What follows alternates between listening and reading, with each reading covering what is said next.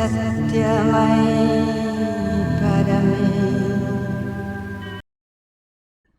आदरणीय भौणी मैंने एवं श्रद्धेय भाई मैंने जो विषय मत आलोचना करने कहुई आम समस्त विषय कहीं जड़े हुए तो अधिक समय कार्य करती अभिज्ञता अधिक थी किंतु मोटर बहुत बेसी सामर्थ्य आपमान कर मोर टिके भी सन्देह नहीं। आम कहला एटा गवेषणात्मक कार्य भाव भाई भौणी मैंने पूर्णांग शिक्षा पूर्ण योग पूर्णांग जीवन सब एक सब गोटे कथा आमे गवेषणा जदि कहूचु शिक्षार स्वतंत्र गवेषणा सेमती किछि नहीं। समग्र जीवन को नहीं जो गवेषणा से ही शिक्षार गवेषणा एवं पूर्णांग शिक्षा जीवन को छाड़ी रही परिबनी कि पूर्णांग जीवन मध्य शिक्षा को छाड़ी रही परिबनी। सेइतिपई तो प्रथम चैप्टरटा माँ कहले साइंस ऑफ लिविंग जीवन बंचार विज्ञान। तेणु आम जीवन को लेकिन आम कौन गवेषणा करुचु पूर्णांग शिक्षा ता ही कहबू। कारण साधारण भाव में गवेषणा कहले आमर आखि आगे गोटे लैबोरेटरी थी पीएचडी करने दिन राति से कम करुवे गाइड जड़े थे आपन लिखिकी देवे और से लेखा करेक्शन करेंगे तापर यूनिवर्सिटी दाखल हम ये सब नहीं शेष में आप गोटे डॉक्टरेट पीएचडी मिल आप गवेषणा बहुत सुंदर सामर्थ्य अच्छी जना पड़ आमपाई से सब विशेष किसी आवश्यकता ना ता मूल्यहीन मुझे कहबी आपण मैंने आम कई मूल्यहीन कहबानी तार भी मूल्य अच्छी समाज में जो जगह दरकार पड़ती तार मूल्य अच्छी कि आमपाई गवेषणा कौन कारण आम जीवन नहीं जो बंचुचु से जीवन को लेकिन आम भर गवेषणा मुझे मो धारा कैटेगराइज कर देछि ठीक ठीक आलोचना करी जी समय संभव हम।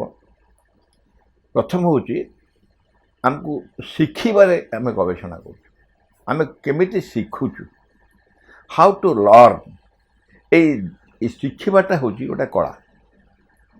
आम भाई भौणी मैंने मत भूल बुझे कारण मु तुम भर जड़े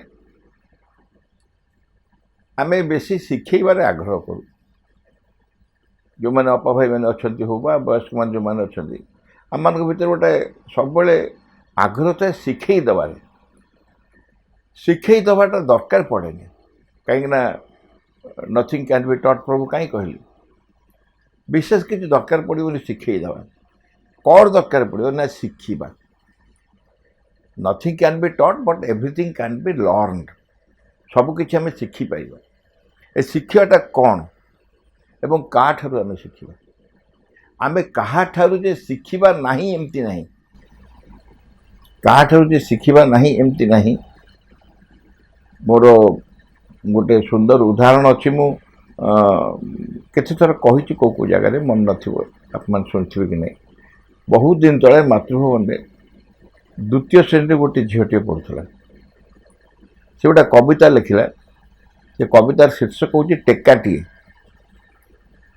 टेकाटीए पकईदेली कुकुर गोड़े देला टेकाटीए पकईदेली मांकड़ खती है एमती टेकाटीए पकईदेली चढ़ई उड़ीगला सभासद को लिखी टेकाटीए पकईदेली गछ को आंबटीए झड़ीगला कि कथा नहला मो ठारू माड़ खाई पुणी मते मोर उपकार कला मो ठारू माड़ खाई पुणी मते उपकार कला मोर उपकार कला अर्थात मु ताकू टेकाटी पकईली किंतु सी मते तार उपहार स्वरूप गोटे आंब देला आकू जिते बड़े मुझे पढ़िली से भाविली प्रकृत में से कौ लेवल अच्छी आमको नॉलेज को आम आम धारा जदि मापू सी किसी माप भितर पड़ोनी जमा सेमती आ गोटे छुआ भुवनेश्वर खंडगिरी स्कूल से खंडगिरी ना पटेल था से झीटे लिखिला झीटी की पुटी मोर मन पड़नी गछ तोर नहीं पछ गछ तोर नहीं पछ ताकू ही नहीं कि वयस्क मान मुंड खराब हो गोटे साहित्य सभा आमर जड़े अपा से साहित्य सभा थे से तार उदाहरण देले भुवनेश्वर स्कूल अपा जन एवं से जो एडल्ट्स माने वयस्क मैंने बसते सब मुंड खराब होगा केमती पिला भर ये धारा पशा सतरे तो गचर पछ ना गछ तोड़ नहीं पछ जदि कहुए एमाने भी खूब बढ़िया टीचर कौन भूल हम बहुत बढ़िया टीचर से माने कहीं आम शिखा बहुत सहज और सुविधा आम शिखी पार्चु यही अनेक उदाहरण पूर्णांग शिक्षा केन्द्र में आसो जे पिला माने केमती मु गोटे आउ गोटे पिला विषय गोटे कहानी लिखी दुष्ट टिके क्लास रे बसेनी चगलामी करे मो रूम रे बसई दी जाती एवं मुझे सब चित्र फिटर दिए एमती करे हठात दिने तार से छुट्टी बेलू ता अपा से नहीं जाती छुट्टी बेलू आसी पचारा अपा भाई कड़े गला सी देवाशीष थाना मुझे गला परा क्लास को ना कहीं क्लास को तो जाइनी आम तो पाऊनु सबुआड़े चहड़ी पड़गला देवाशीष गला कुआड़े खोजी खाजी समस्या पहुँच देखा बेलू क्लासरूम आगे गोटे बड़ आंब गछ अच्छी से आंब गछ मूल से चुपचाप बसिकी गछ मूल कौन बड़ निर्दिष्ट चित्त चाहिए तो ताको ये अपा पचारे तार देवाशीष तुम ये आम खोजुचे से पार्टी आंगुठी दिखला अपा चुप चुप सुस पार्टी कर कौन है पार्टी कर आम पाखु जा पहुँचलु कौन कहीं सब देवाशीष कौन ना गोटे कुंभीर ये कुंभीर कौन देखला बेलू से गचर गोटे चेर पूरा थंटिया कुंभीर भाया आग को बढ़ी आसी एवं से ताकू निर्दिष्ट चित्त चाहिए जोटा कुंभीर एमाने टीचर नुह आमर आम आगे शिखिपर ये हूँ गवेषणार गोटे अंग जे आम केमती शिखुचु आम जीवन में शिखा चेष्टा करूँ कि ना आम पिला शिखिपर गार्डियन मान पाखु शिखिपर आम गार्डियन मान बहुत समय अभियोग कर कहू जड़े भद्रलोक गोटे गार्डियन गोटे स्कूल पिला विषय सब फोन कले परिचालना समिति लोक से डाकी पचारे से अपा भाई से क्लास जो पढ़ाऊे से मैंने परिचालन समिति सभ्य को कहते मेम्बर को जहाँ से सेक्रेटरी बोधे कहते भाई कौन से जड़े केवल पिला पढ़ुची से क्लास तो एत जन पढ़ुं आउ तो कहीं कम्प्लेन करना अर्थात आमर शिखिबार आग्रह केते कम बोली आमे तार अभियोग को अभियोग बोली नहुचु किंतु आमर त्रुटि संशोधन से करछंती ए बाबत आमे इच्छा करनु शिक्षा से जदि बा किसी समस्या उत्थापन करछंती निश्चय ता युक्तियुक्त कारण प्रकृति समस्या है भूल है आमे सांगे सांगे शिखिबार सामर्थ्य जदि थिबो शिखिबार सामर्थ्य थे कृतज्ञ हवा कृतज्ञ ही कहवा जे भाई आपको बहुत कृतज्ञ जहाँ आप भूल देखीदेले आम जापर नु कितु शिखिबार जेहेतु गोटे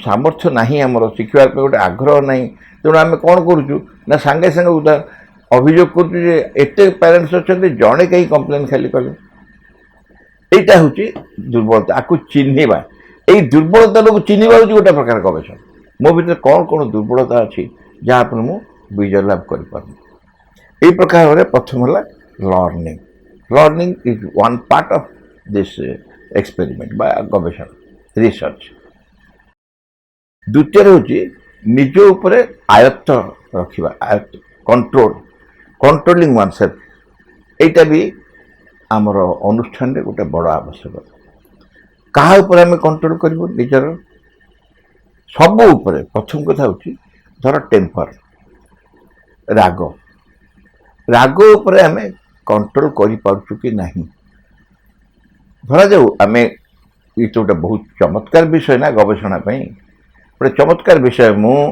स्कूल रे जॉइन कला बेले जेतिकी रागुली एबे सेतिकी रागुची ना राग को मो आयत्त को आनी सारे बा कमिगला आग भली रागु ना एभली जड़े चाहिए चेष्टा कले इच्छा कले करें निश्चय कर आम आमर निजर व्यक्तिगत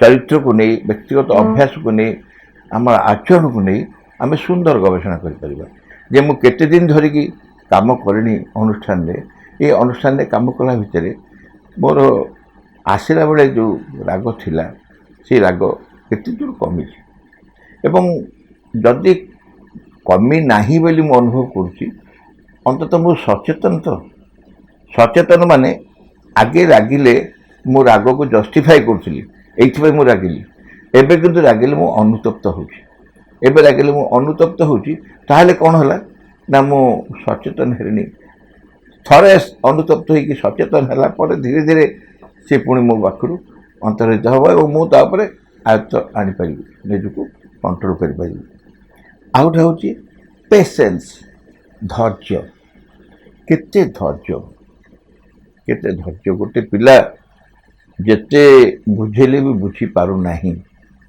जेते बुझेले बुझुनी एवं ताकू श्रेणी रे जेते गेला करी कह जेते जहा कर तथापि तो से अमानिया होची तथापि तो कथा मानुनी मोर समस्त सामर्थ्य सरीगलानी एटा सत कथा कि आमर सत्य कौन गोटे सामर्थ्य कौटी स्टॉक थाए सरी जाए कि आम धैर्यच्युति जो हो से गोटे अविश्वास कारण आसे अर्थात सी हम ना सी बदलनी एत कहला जब बदलू ना आउ बोधे बदल तेणु ये जो अविश्वास आसे से अविश्वास ता नुह मो उपरे मुझे एत चेष्टा कर पारि कौन हरैली धैर्य हरैली धैर्य जो मु हरैली नेचुराली बहुत समय मते हताश होगा पड़ो धैर्य हरैले अग्रगति करने एत कष्ट हम जो कहीहबनी से आमर जावतीय कार्य समस्त प्रकार उद्यम गोटे बहुत बड़ आवश्यकता हूँ धैर्य विशेष कर जो मैंने पिला मान दायित्व अच्छा से पेरेंट्स हूँ बा पापा भाई टीचर हूँ बा जी भी हूँ समस्त भितर यहाँ गोटे बड़ एसेंशियल क्वालिटी अत्यावश्यक गुणटी दरकार ये आम प्रबल धैर्य अच्छे केते दूर जड़े मत हताश कर दूर मत जड़े विरक्त करू माँ डाकबे केमती कौन थरे थरे सहिबा शिखिगले धैर्य अच्छी केबे हेले भी आमको से हताश कर मोटा छोटिया कविता थिला मु दिधाड़ी आवृत्ति करुच्ची सहिबा सीख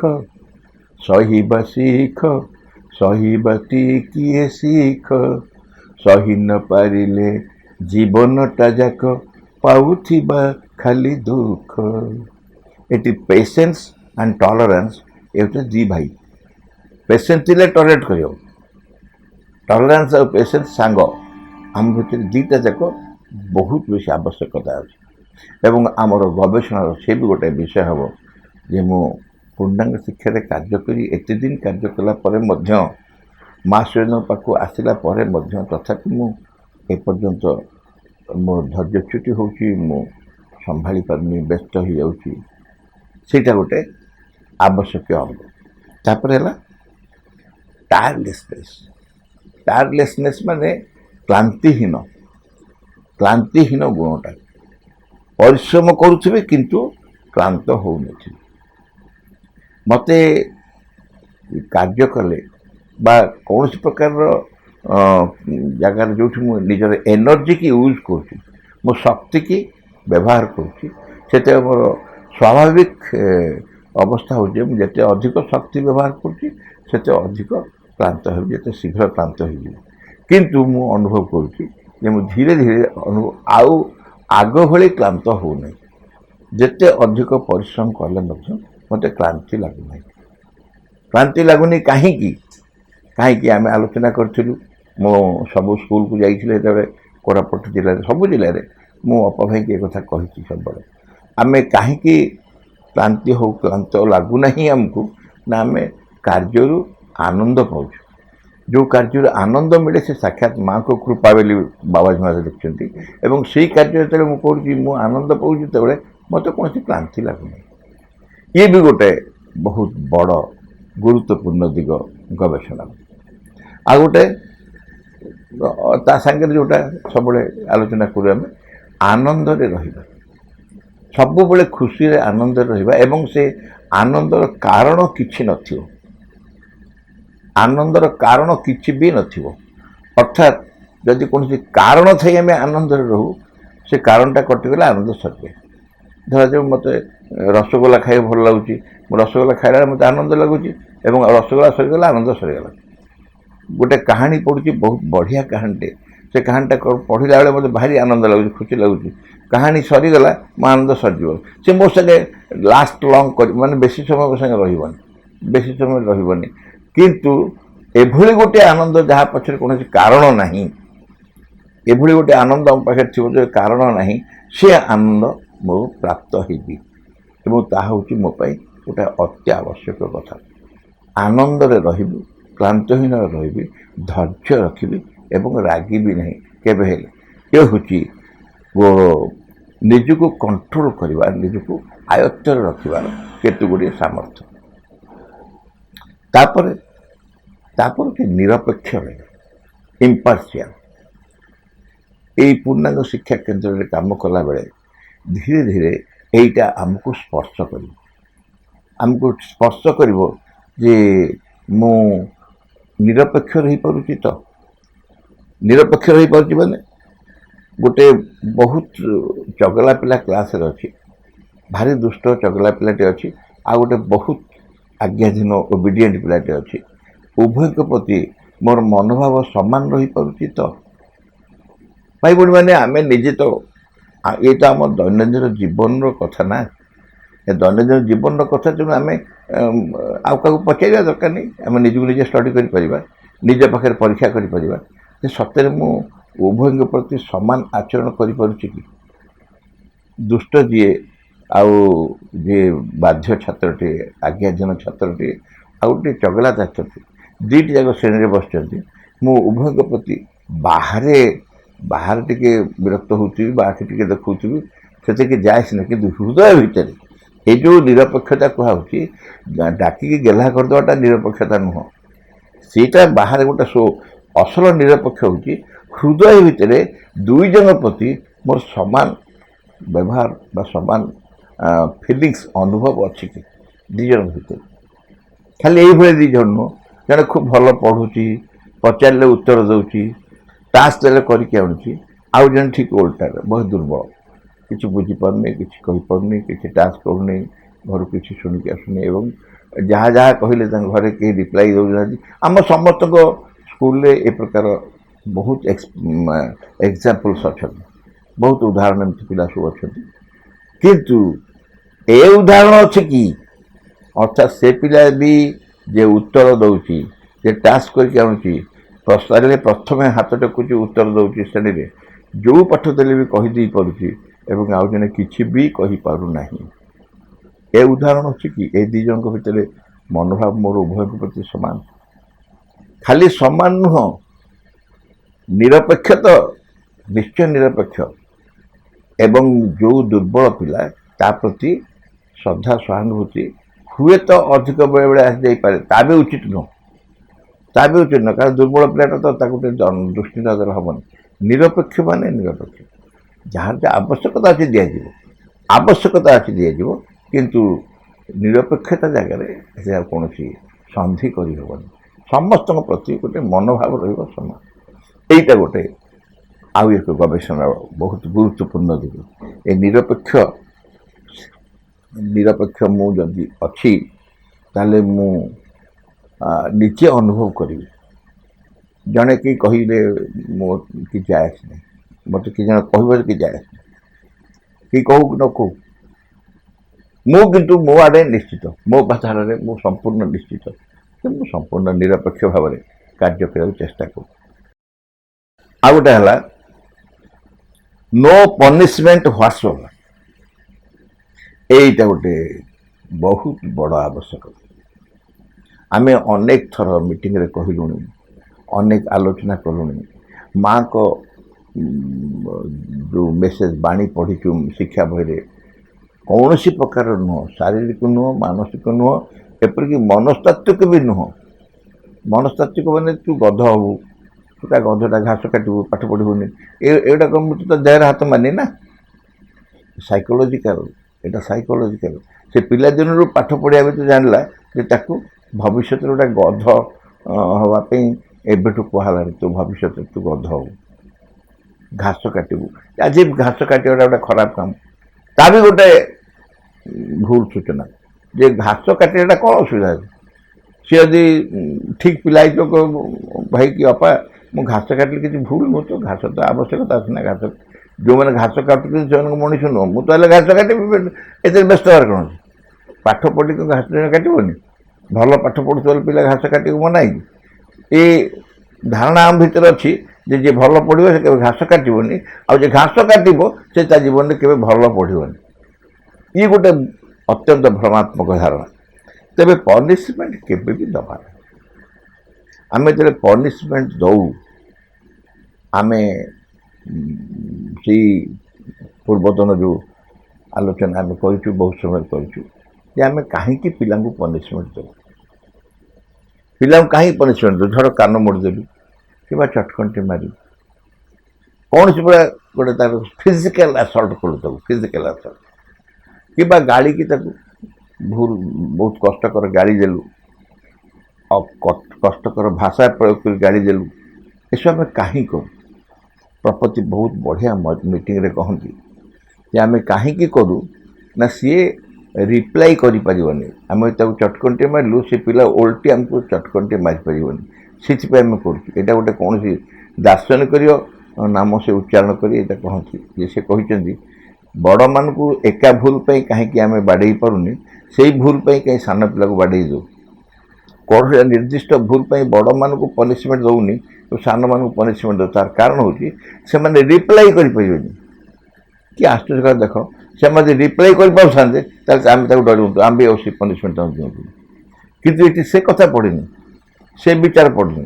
ବିଚାର ହେଉଛି ଯେ ଆମେ ଯେଉଁ ପିଲାକୁ ଦାୟିତ୍ୱ ନେଇଛୁ ପଢ଼ାଇବା ପାଇଁ, ବା ଯେଉଁ ପିଲାକୁ ଆମେ ସମ୍ମୁଖୀନ ହେଉଛୁ ସବୁଦିନ, ସେ ହେଉଛି ମାଆଙ୍କର ଏକ ଅବତାର। ତା ହୃଦୟରେ ମା ଅଛନ୍ତି, ସେ ଭଗବାନ ତା ଭିତରେ, ଭଗବାନ ଯାହା ଭିତରେ ଅଛନ୍ତି। ଆମେ କୃପା କରି ତାଙ୍କ ଦାୟିତ୍ୱ ନେବାର ଦାୟିତ୍ୱ ଗ୍ରହଣ କରୁଛୁ, କୃପା କରି ସୁଯୋଗ ଦେଇଛନ୍ତି ସେ ମୋତେ ତାର। ତେବେ ତାଙ୍କ ପ୍ରତି କୃତଜ୍ଞ ହେବି ନା ତାଙ୍କୁ ପୁଣି ଓଲଟି ଦଣ୍ଡ ଦେବି? ଆମେ ବୁଝିପାରୁନୁ ଯେ ଏଇ ସୁଯୋଗ ସଂସାରରେ କେତେ ଜଣ ପାଇଛନ୍ତି। ଆମେ ଆମ ଭଳି କେତେ ଅଳ୍ପ ଲୋକ ଏ ସୁଯୋଗ ପାଇଛନ୍ତି ଯେ ସାନ ପିଲାମାନେ ଯେଉଁମାନେ ପ୍ରକୃତିରେ ପ୍ରଭୁଙ୍କର ଭଗବାନଙ୍କର ସାକ୍ଷାତ ଅବତାର, ସେମାନେ ପିଲାମାନେ ଆମ ପାଖକୁ ଆସିଛନ୍ତି, ଆମେ ଏଇ ସୁଯୋଗରେ ଭଗବାନଙ୍କର କିଛି ସେବା କରିବାର ଦାୟିତ୍ୱ ନେଇଛୁ। ଏଇ ସୁଯୋଗ ପିଲାମାନଙ୍କ ମାଧ୍ୟମରେ ଆମେ ତାଙ୍କୁ ସେବାର ଭୂମିକାରେ ରହିବା ନା ତାଙ୍କୁ ଦଣ୍ଡ ଦେବା। ସେଥିପାଇଁ ଦଣ୍ଡ ଆମ ଗାଁ ରାସ୍ତାରେ ବି ମାଡ଼ିନି। ଆମେ ଯେଉଁମାନେ ପୂର୍ଣ୍ଣାଙ୍ଗ ଶିକ୍ଷାରେ କାର୍ଯ୍ୟ କରୁଛୁ, ମୁଁ ଜାଣେ, ହଁ ମୁଁ ଜାଣିଛି ଆମ ଭିତରୁ ବେଶ କେତେଜଣ ଅଛନ୍ତି ଏସବୁ କରିକି ମଧ୍ୟ ତଥାପି ଦଣ୍ଡ ଦେଉଛନ୍ତି। ଏବଂ ମୁଁ ଯେତେବେଳେ କେମିତି ପାଠ୍ୟକ୍ରମ ବସି କେଉଁଠି ଆଲୋଚନା କରିଛି, ସେମାନଙ୍କୁ କହେ ତୁ ଦଣ୍ଡ ଦେଲେ କେମିତି ଲାଗୁଛି? ନା ଭାଇ ଆଜିକାଲି ବହୁତ ଅନ୍ତତ ଖରାପ ଲାଗୁଛି, ବହୁତ କଣ୍ଟ୍ରୋଲ କରୁଛୁ, ଚେଷ୍ଟା କରୁଛୁ, କିନ୍ତୁ ବେଳେବେଳେ ହାତ ଉଠିଯାଉଛି। ହାତ ଉଠିଗଲା ପରେ କ'ଣ କରୁଛ? ନାଇଁ କରିବୁ ଆଉ କ'ଣ, ଖରାପ ଲାଗୁଛି ଆଉ ପିଲାକୁ ତ ଡାକି ସବୁବେଳେ ବୁଝେଇ ଦେଉ, ଆଉ ବେଳେବେଳେ ଭଲ ଲାଗେନି। ତେବେ ଯାହା ହଉ, ଏହା ଯେ ଏକ ଅନୁଚିତ କଥା, ତାକୁ ଯଦି ବୁଝିଲୁଣି ତାହେଲେ ତ ଚଳିବ। ଏକ ଅନୁଚିତ କଥା ବୁଝିଲୁଣି ଏବଂ ତାହା କରିକି ନିଜେ ଅନୁତାପ କରୁଛୁ ଏବଂ ନ କରିବା ପାଇଁ ଉଦ୍ୟମ କରୁଛୁ। ଯେଉଁମାନେ ଆ ଉପରେ ବିଜୟ ଲାଭ କରିସାରିଲେଣି ସେମାନଙ୍କୁ ମୋର ଅତ୍ୟନ୍ତ ଶ୍ରଦ୍ଧା ଓ ସମ୍ମାନ ମୁଁ ଜଣାଉଛି। ଯେଉଁମାନେ ଦଣ୍ଡ ଉପରେ ବିଜୟ ଲାଭ କରିସାରିଲେଣି, ପିଲାଙ୍କୁ କେବେ ବି ଦଣ୍ଡ ଦିଅନ୍ତି ନାହିଁ। ଏମିତି ଉଦାହରଣ ମୋ ପାଖରେ ଅଛି, ମୋ ପାଖରେ ଏମିତି ଉଦାହରଣ ବହୁତ ଅଛନ୍ତି ଯେଉଁମାନେ ଅଛନ୍ତି ତଥାପି ସେ ପିଲାଙ୍କ ଭିତରେ କେବେ ଭୁଲରେ ବି ହାତ ଦିଅନ୍ତିନି, କଷ୍ଟ କରି ଗାଳି ଦିଅନ୍ତିନି, ଏମିତି ଅଛନ୍ତି। କିନ୍ତୁ ଯେଉଁମାନେ ପାରୁନାହାନ୍ତି ଆଉ ତାଙ୍କୁ କ'ଣ ବୟକଟ୍ କରାହେବ ନା, ଛାଡ଼ିଦେବ? ନାଇଁ, ତୁମେ ନିଜେ ଚେଷ୍ଟା କର, ମାଆଙ୍କ ପାଖରେ ବିକଳ ହେଇ ପ୍ରାର୍ଥନା କର।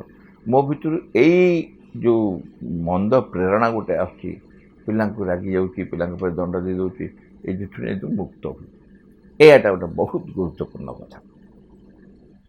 ତାପରେ ଭଲ ପାଇବା, ସମସ୍ତଙ୍କୁ ଭଲ ପାଇବା, ପିଲାଙ୍କୁ ଭଲ ପାଇବା, ସମସ୍ତଙ୍କୁ ଭଲ ପାଇବା। ଏ ଭଲ ପାଇବାର ସଂଜ୍ଞା କ'ଣ?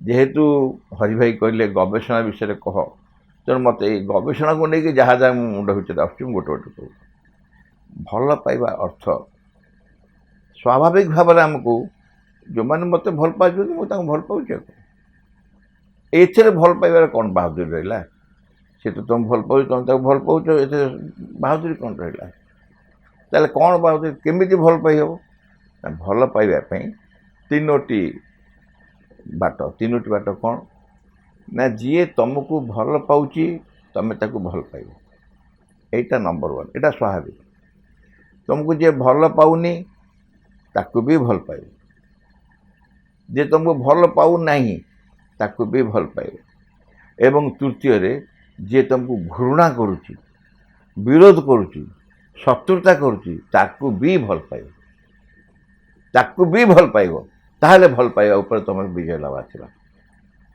यही गोटे आपको आम गवेषणा कहबानी ये गवेषणा नुह मो जीवन में मु क्या छाड़ी ना भल पाइबारे गछ पत्र ठू आरंभ करी पशु पक्षी जीवजंतु ठू आरंभ करी मनीष समस्त समस्त प्रति मोर भल पाइबा आउ से भल पाइबाटा अनाविड़ हवा दरकार भल पाइबा सांगे सांगे आसीबो कृतज्ञता भाव आसो समस्ते सब बेले जदि कृतज्ञ हवा न शिखिचु आमे आमे किछि भी शिखिनु जीवन समस्त प्रति कृतज्ञ भाव आस पूर्णांग शिक्षा काम कला बेले एमती कहा पाखे कृतज्ञ हबु आमे प्रथम तो माँ से पाखे हबु निश्चय सुजोग देपर जो पिलाटी सकाଳେ देखुची ता मुह तो आखि भल कर निबिड़ कर चाहिए आखि भितर आप माँ के आखि देखिए एवं कृतज्ञ हो सागे सागे से पिला पाखे कृतज्ञ हो जो बाप माँ से पिला छाड़िया को आपड़ जब कृपा कर पिलाटी दे न था मोर अनुभव आसी न था आपण प्रति कृतज्ञ क्या पाखे कृतज्ञ हम नहीं जदि गछ पाखे कृतज्ञ हम तो आखिर लुह आसो गछ पाखे आम के कृतज्ञ होचु सी आमको फल फूल दौर केते कौन एवं शेष सुखीगला काठ भी दौर आम गोटे गछ लगे सारापर ता मूल दौचु कौन आम घर सबुठू गंधिया जिनस जहाँ आम हाथ में छुईबनी मैला सब नहीं ता गछ मूल गदे दौचु और इन रिटर्न सी आमको सुंदर सुमिष्ट फल सब दौर केते फूल चमत्कार सुंदर सुंदर फूल दौर यही कथा भाविकी दिने कृतज्ञ होचु कि आम गछ पाखे जे तोते मुझे देला बेले या दूची तू रिटर्न दूची एटा सुंदर केते सुंदर जिनस ये भल पाइबा आ कृतज्ञता ए दुईटा जाक साइड बाय साइड एका बेले आम पाखे तापरे स्किल डेवलपमेंट आम कौशल केमती शिखा आमर ये कौशल कौन कौशल हूँ जो स्किल सरकार स्किल अच्छी आम मैंने भी व्यवहार स्किल को एमती पिला माने पाठ पढ़ी थे नंबर भल रही भल लिखे भल मार्क आणवे से जो कौशल से कौशल शिखे जाए तो सरकार आजिकल फर्मेटिव समेटिव केते कौन कले स्किल को आस्ते आस्ते आहरी सुपर स्किल करके कौन कौन सब कले आम सेपट को जीवानी आमर कौन स्किल दरकार ना प्रथम कथा हूँ चिंता आम चिंता आम केते सुंदर चिंता करि चिंता कला बेले अखाड़ुआ एणु तेणु आबुरु जाबुरु चिंता न करी रिफाइंड सुंदर चमत्कार भाव में रिफाइंड थट्स केमती आम भितर आसीपर सेटा चिंता कला बेले जो चिंता मते आहरी अधिक फूर्ति कर आहरी अधिक स्पष्ट कर आहरी अधिक सावलील कर आहरी अधिक समृद्ध कर से भली चिंता मु करी ए समृद्ध अर्थरे नुह अर्थरे हो पारे कि जायस नहीं किंतु मो चिंता मत समृद्ध कर निजक व्यापक कर आहरी बेसी ऊर्ध्व उठा को साहाय्य कर से प्रकार मो चिंता आसो भितर से चिंता गोटे स्किल दरकार मो भितर मु कौ कौशल से चिंता करी तापरे पढ़िबार हाउ टू रीड भी पढ़िबार भी गोटे स्किल दरकार केमिति स्किल केमिति पढ़ी ना मु जो विषय पढ़ी से पाठ मते जहाँ दबा आवश्यक से ही दब मो पर जहाँ दरकार नहीं ताकू दबनी ମୋ ପାଖରେ ଯାହା ଦରକାର ନାହିଁ ତାକୁ ଦେବନି ମୋତେ। ତେଣୁ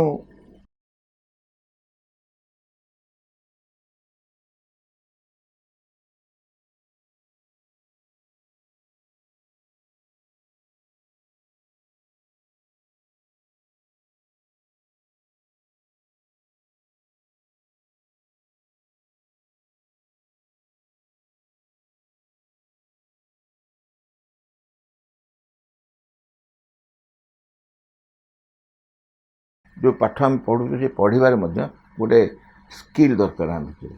ଆମେ କେତେ ସ୍କିଲ୍ଡ ହେଇଯାଇଛୁ, କେତେ ସ୍କିଲ୍ଡ ମାନେ ଆମକୁ କୌଣସି ବହି ଆମ ଭିତରେ ସେ ଯେଉଁ ବିଦ୍ୟା ବା ପାଠ ପଢ଼ିବାଟା ଆମକୁ ସବୁବେଳେ କୌଣସି ବିଷୟ ଆମେ ପଢ଼ିବୁନି, ଆମ ଆଖିରେ ପଢ଼ିବନି।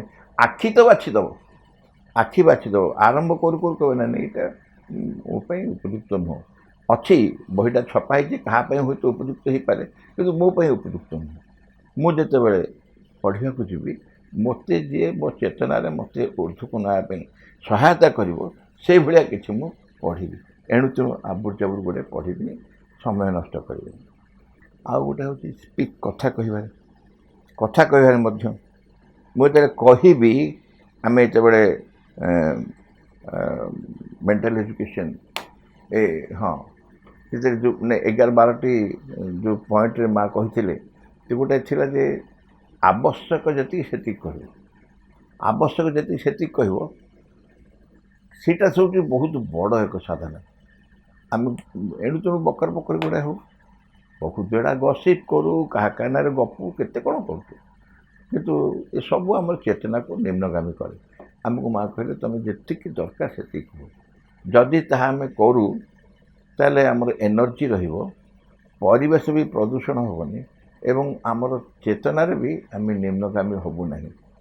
ଆମେ ଯେଉଁ ଆବଶ୍ୟକ ଅଛି ସେତିକି ହିଁ କେବଳ କହିଲା ବେଳେ, ତାହେଲେ ଦେଖିବା ଆମେ ଯାହା ଦୈନନ୍ଦିନ କହୁଛୁ ପାଖାପାଖି 80% କଥା ନ କହିଲେ ଚଳନ୍ତା।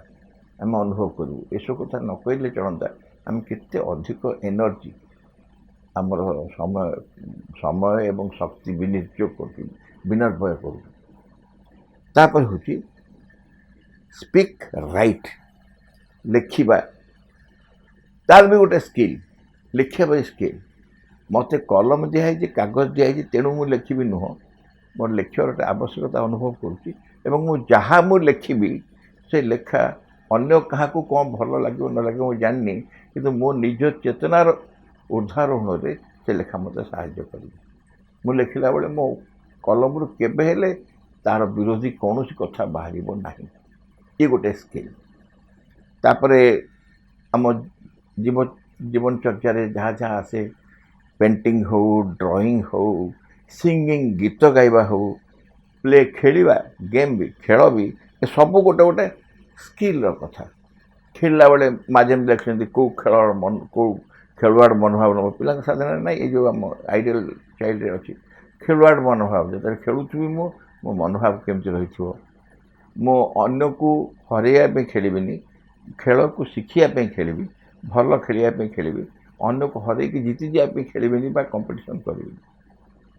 ସେମିତି ଚିତ୍ର କଲାବେଳେ ଚିତ୍ରର ଯେଉଁ ଭିତରେ ଇନର ଯେଉଁ ଫୋର୍ସଟା ଅଛି, ଚିତ୍ର ଭିତରେ ଇନର ଫୋର୍ସ ଅଛି, ସେଇଟା ପ୍ରକାଶ ପାଉଥିବ। ଗୋଟେ ଏଣୁ ତେଣୁ ଭଲଗାର ଖରାପ ଛବିଟେ ଆଙ୍କିବ, ମୋ କଲମ ମୋ ତୁଳି ଯିବନି ସେପଟେ କିଛି କରିବା ପାଇଁ। ତାପରେ ଖାଦ୍ୟ ଗ୍ରହଣ କରିବା। ଦୈନନ୍ଦିନ ଜୀବନ ଆଉ ଗବେଷଣା ଏକା କଥା ଯେତେବେଳେ, ଏବଂ ଶ୍ରୀଅରବିନ୍ଦଙ୍କର ଅଲ୍ ଲାଇଫ୍ ଇଜ୍ ଯୋଗ ଯେତେବେଳେ ଆମ ପାଖକୁ ଆସିଲା, ଆମେ ଜାଣିଲୁ ଯେ ଆମ ସମଗ୍ର ଜୀବନକୁ ନେଇ ଆମେ ଯୋଗ କରୁଛୁ, କେଉଁ ଗୋଟିଏ ଏଥିରୁ ବାଦ୍ ଯିବନି, ତ ଆମ ଗବେଷଣାରେ ମଧ୍ୟ କିଛି ବାଦ୍ ଯିବନି। ଖାଦ୍ୟ ଗ୍ରହଣ କରିବା। ଖାଦ୍ୟ ଗ୍ରହଣ ସମ୍ପର୍କରେ ବି ବହୁତ କୁହାହେଇଛି, ବହୁତ କଥା କୁହାହେଇଛି। ପିଲାବେଳରୁ ପିଲା ଯଦି ଶିଖି ଯାଇପାରିବ ଯେ ତା ପାଇଁ ଆବଶ୍ୟକତା କ'ଣ, ଆମେ ପିଲାକୁ କହିବା କଥା ନୁହଁ, ଆମେ ନିଜ ପାଇଁ ମଧ୍ୟ ଖାଦ୍ୟର ଲାଳସାରେ ଖାଇବାନି, ଆବଶ୍ୟକତାରେ ଖାଇବା। Do not live for eating, eat for living ବୋଲି କୁହାହେଇଛି। ଆମେ ସମସ୍ତେ ଜାଣିଛୁ କଥା। ବିଦେଶରେ ଜଣେ ଗୋଟେ କହିଲେ, ତୁମେ take your food as medicines, take your food as medicines, otherwise you may have to take your medicine as food. ଖାଦ୍ୟକୁ ଔଷଧ ଭଳିଆ ଖାଅ, ତା ନହେଲେ ଔଷଧକୁ ଖାଦ୍ୟ ଭଳିଆ ଖାଇବାକୁ ପଡ଼ିବ ଭବିଷ୍ୟତରେ। ଏତେ ଆମେ କଡ଼ା କଥାକୁ ଯାଉନୁ, ଏଇଟା ଖାଲି ଶୁଣିବା ପାଇଁ କହିଲି। ବାସ୍ତବିକ ଆମେ ଏପରି କୌଣସି ଖାଦ୍ୟ ପ୍ରତି ଲାଳସା ରଖିବା, ଖାଦ୍ୟକୁ ଏମିତି ମନ ଇଚ୍ଛାରେ ଖାଇବା ନାହିଁ ଯାହା ପାଇଁକି ଆମକୁ ପୁଣି ଔଷଧ ସେବନ କରିବାକୁ ପଡ଼ିପାରେ। ଶରୀର ପାଇଁ ଖାଦ୍ୟର ଏସେନ୍ସିଆଲ, ଖାଦ୍ୟ ଆବଶ୍ୟକତା ଖାଦ୍ୟ ଗୋଟେ ବହୁତ ଅତ୍ୟାବଶ୍ୟକ ଆମେ ଜାଣିଛୁ ଆମ ଶରୀର ପାଇଁ। ତେଣୁ ଖାଦ୍ୟ ଖାଇଲା ବେଳେ ଖାଦ୍ୟର ଯାହା ଯାହା ମାତ୍ରାଠୁ ଆରମ୍ଭ କରି ସମୟଠୁ ଆରମ୍ଭ କରି ସେସବୁ ଆମକୁ ସ୍କିଲ୍ ଶିଖିବାକୁ ପଡ଼ିବ। ଖାଇବା, ଶୋଇବା, ବସିବା, ଚାଲିବା, ଏସବୁ ଭିତରେ ମଧ୍ୟ ଗୋଟେ ଗୋଟେ ସ୍କିଲ୍ ଦରକାର, ଆପଣ ଶିଖିବା। ତାପରେ ବନ୍ଧୁତ୍ୱ ଅର୍ଜନ କରିବା। ଆମେ ବନ୍ଧୁ ସୃଷ୍ଟି କରିବା। ଆମେ ଯେଉଁ ଜୀବନ ବଞ୍ଚୁଛୁ, ଏ ଜୀବନରେ ଆମକୁ ବନ୍ଧୁ ସୃଷ୍ଟି କରିବା ଗୋଟେ ବହୁତ ଆବଶ୍ୟକ। ତା ନହେଲେ ଆମେ ସଂସାରରେ ଏକା ହେଇଯିବୁ। ବନ୍ଧୁ କାହା ସାଙ୍ଗରେ? ବନ୍ଧୁ ସମସ୍ତଙ୍କ ସାଙ୍ଗରେ। ବନ୍ଧୁ ଆପଣ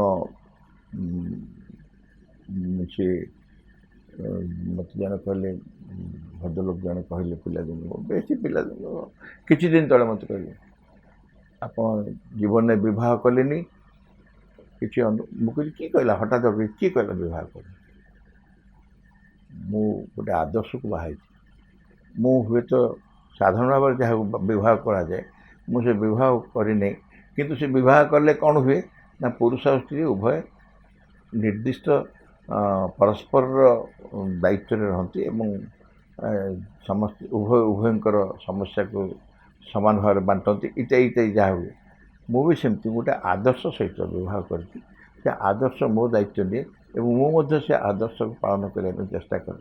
ଏ ହେଉଛି, ତେଣୁ ଆମ ଜୀବନରେ ଆମେ ଯେମିତି ଆଦର୍ଶକୁ ବିବାହ କରିକି ମୁଁ ବିବାହ କରିଛି ବୋଲି କହିଲି, ସେମିତି ଆମେ ବନ୍ଧୁ ସମସ୍ତ ସାଙ୍ଗରେ ଗୋଟେ ଅନୁଷ୍ଠାନ ସାଙ୍ଗେ ବନ୍ଧୁ ହେଇପାରିବା, ପରିବେଶ ସାଙ୍ଗେ ବନ୍ଧୁ ହେଇପାରିବା, ପରିସ୍ଥିତି ସାଙ୍ଗରେ ବନ୍ଧୁ ହେଇପାରିବା। ପରିସ୍ଥିତି କ'ଣ ଘଟିଛି, କ'ଣ ଗୋଟେ ଘଟିଛି, ହୁଏତ ତାହା ଗୋଟେ ସକାରାତ୍ମକ କଥା ନୁହଁ, କୌଣସି ନକାରାତ୍ମକ କଥା ଘଟିଛି, ତା ସାଙ୍ଗରେ ମଧ୍ୟ ବନ୍ଧୁ ହେଇପାରିବା।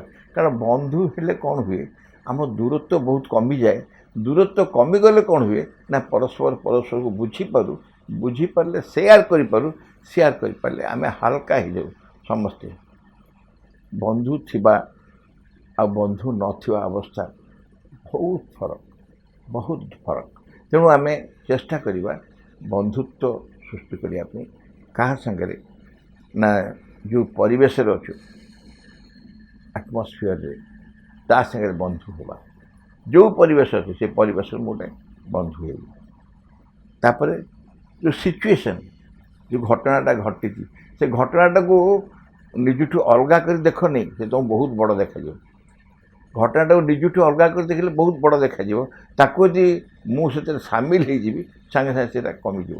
ଆସ୍ତେ ଆସ୍ତେ ନିଜର ହେଇଯିବ। ତାପରେ ତାର ସମାଧାନ ହେଇଯିବ। ଯେଉଁ ଅନୁଷ୍ଠାନରେ କାମ କରୁଛି, ଇନଷ୍ଟିଟ୍ୟୁସନ୍, ତା ସାଙ୍ଗେ ମଧ୍ୟ ବନ୍ଧୁ ହେବା।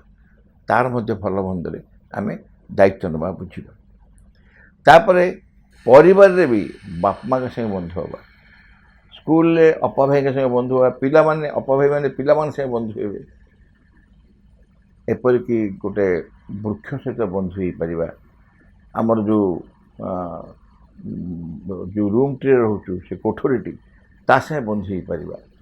ସବୁ ପୋଷାକ ପତ୍ର ଯେଉଁ ପିନ୍ଧୁଛୁ ତା ସାଙ୍ଗେ ବନ୍ଧୁ ହେଇପାରିବା। ବନ୍ଧୁ ହେବା ପାଇଁ କୌଣସି ବାଡ଼ବତ୍ତା ନାହିଁ ଯେ କେବଳ ଏମାନ ସାଙ୍ଗରେ, ଜୀବନ୍ତ ବସ୍ତୁମାନ ସାଙ୍ଗେ ବନ୍ଧୁ ହେଇପାରିବା, କାହା ସାଙ୍ଗେ ବନ୍ଧୁ ହେଇପାରିବା ନାହିଁ, ସେମିତି ନୁହଁ। ଏବଂ ଧୀରେ ଧୀରେ ଆମ ବନ୍ଧୁତା ଯେତେବେଳେ ବଢ଼ିବ, ଆମେ ଆହୁରି ଦୂରକୁ ଯାଇ ଆମ ସମାଜ ସାଙ୍ଗରେ ବନ୍ଧୁ ହେବା, ଆମର ରାଜ୍ୟ ସାଙ୍ଗରେ, ଦେଶ ସାଙ୍ଗରେ, ସମଗ୍ର ବିଶ୍ୱ ସାଙ୍ଗରେ, ସମଗ୍ର ମାନବ ଜାତି ସାଙ୍ଗରେ ବନ୍ଧୁ ହେଇପାରେ, ହ୍ୟୁମାନିଟି ସାଙ୍ଗରେ ବନ୍ଧୁ ହେବା। ଯେତେବେଳେ ଧୀରେ ଧୀରେ ବ୍ୟାପକ ହେଇଯିବୁ, ମୋର ବନ୍ଧୁ କିଏ ନୁହେଁ ବୋଲି ମୁଁ କହିପାରିବି ନାହିଁ। ସମସ୍ତେ ମୋର ବନ୍ଧୁ। ଜଣେ ଯେତେବେଳେ ସମସ୍ତଙ୍କୁ ନିଜର ବନ୍ଧୁତା ପାଶରେ ରଖିପାରିବ, ସିଏ ସମଗ୍ର ବିଶ୍ୱବ୍ୟାପୀ ହୋଇଯାଇପାରିବ। ଭାଇ ଭଉଣୀମାନେ, ପୂର୍ଣ୍ଣାଙ୍ଗ ଶିକ୍ଷାରେ କାର୍ଯ୍ୟ କଲେ ଅନେକ ଦିଗ ଆମ ଆଖି ଆଗରେ ଖୋଲିଯାଏ, ଅନେକ ଦିଗ ଖୋଲିଯାଏ।